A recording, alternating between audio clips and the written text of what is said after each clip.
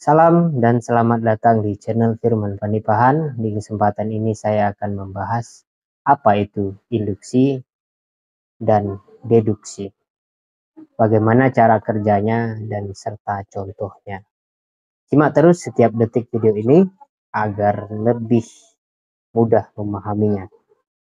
Baiklah, kita bahas dari pengertian induksi. Apa itu induksi?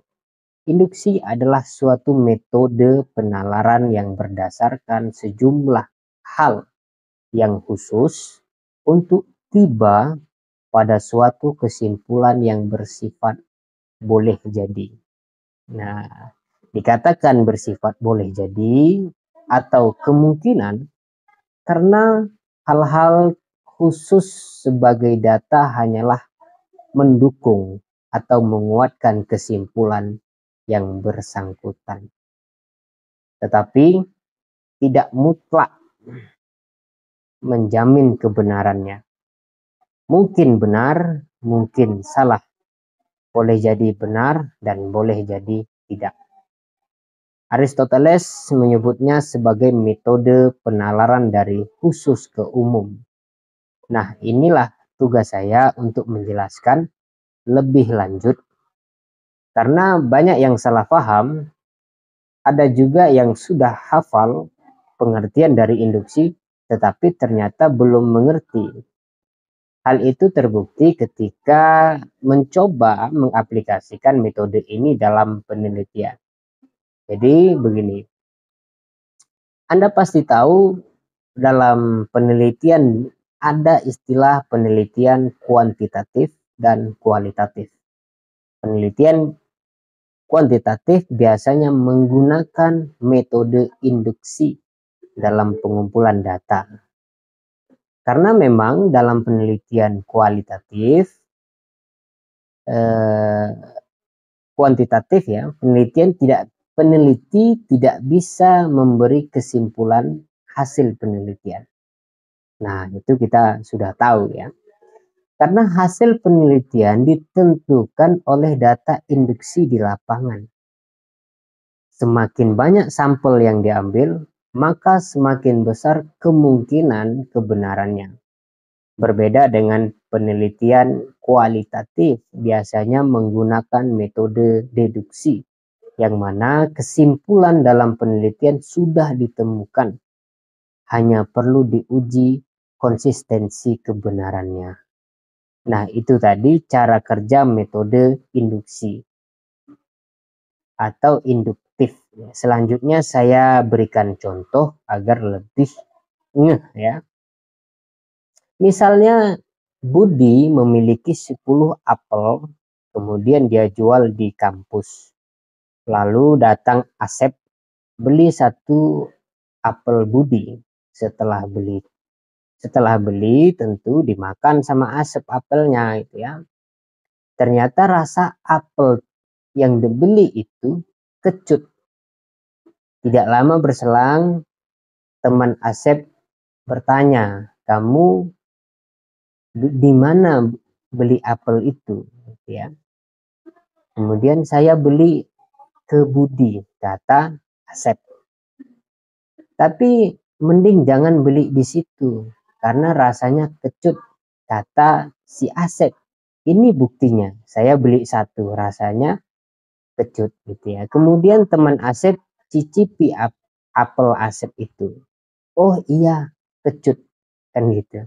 Nah, dari sini pertanyaan, apakah 1 sampel kecut itu mampu mewakili rasa 9 apel yang tersisa? Tadi kan ada 10 apel. Beli oleh Asep 1 apel dan rasanya kecut. Rasa kecut itu apakah bisa mewakili rasa 9 apel yang tersisa? Itu pertanyaannya. Jawabannya bisa jadi iya, bisa jadi tidak. Gitu. Karena kemungkinan benar semua apel itu kecut hanya 10% dari jumlah apel. Ya iya, jumlah 10 itu kalau diambil 1 ya berarti 10% dari 10 kan gitu. Supaya lebih akurat kebenarannya, tambah sampelnya, beli satu lagi, beli satu apel lagi, maka akurasi kebenaran akan nambah menjadi 20%.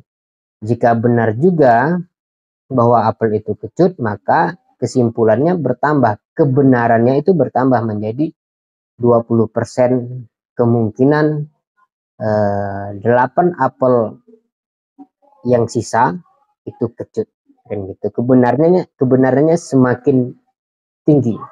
Tapi jika sampel yang kedua ternyata manis, maka kesimpulan berubah. 50-50, 50%, 50%, bahwa bisa jadi 9 apel manis atau kecut gitu. Untuk meyakinkan kebenaran dengan metode induksi, kita harus ambil sampel semuanya untuk meyakinkan keseluruhannya. Maka dalam metode induksi, semakin banyak sampel, semakin dekat dengan kebenaran. Yakni apel tadi kita beli semua dan rasakan satu persatu. Sehingga kita tinggal hitung berapa jumlah apel yang kecut dan berapa yang manis. Hasil hitungan itulah kebenaran sebenarnya atau kesimpulan dari 10 apel siapa tadi, Budi, ya, itu kecut atau manis, atau 20% kecut dan 80% manis gitu. Ya, datanya jelas gitu. Jadi kita tidak bisa berpendapat tentang apel itu, tapi kita rasakan, kita cicipi. Kita tidak bisa di dalam metode induksi itu hanya melihat bentuk apel, oh ini bentuknya manis, ini bentuknya kecut. Kita harus rasakan. Ya, begitulah cara kerja metode induksi. Sebuah data tidak bisa berdasarkan pendapat atau asumsi, melainkan harus berdasarkan kenyataan empirik, bisa dirasa, diraba, dan dilihat. Begitu ya. Nah, sekarang kita masuk pada pengertian metode deduksi. Metode deduksi adalah suatu metode penalaran yang menurunkan suatu kesimpulan sebagai kemestian dari pernyataan yang merupakan premis atau dasar berpikir. Kesimpulan itu merupakan kelanjutan yang sah dan tak terhindarkan dari dasar berpikir atau premis yang bersangkutan. Kalau dasar berpikirnya benar, maka kesimpulan pasti benar.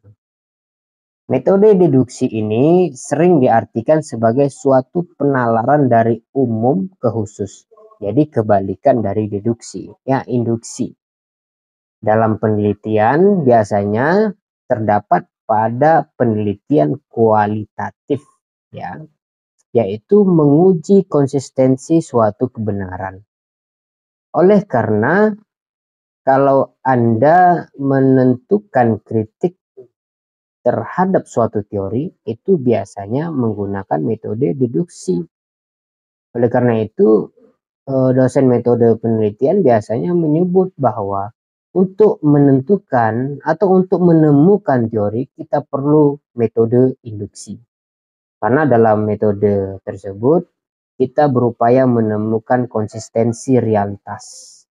Jadi yang diuji adalah realitas, sehingga ketika disimpulkan akan menjadi sebuah teori, bahkan bisa menjadi sebuah hukum. Seperti Isaac Newton misalnya yang menemukan teori gravitasi, sebelumnya tidak ada istilah gravitasi itu.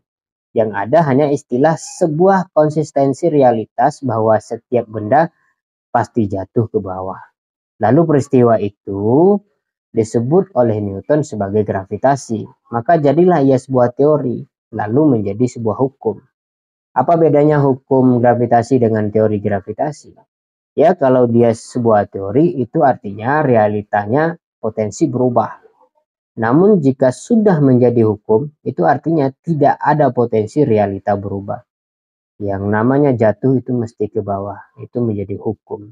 Nah, bagaimana dengan deduksi? Itu tadi induksi untuk menemukan teori, ya, menemukan realitas yang konsisten.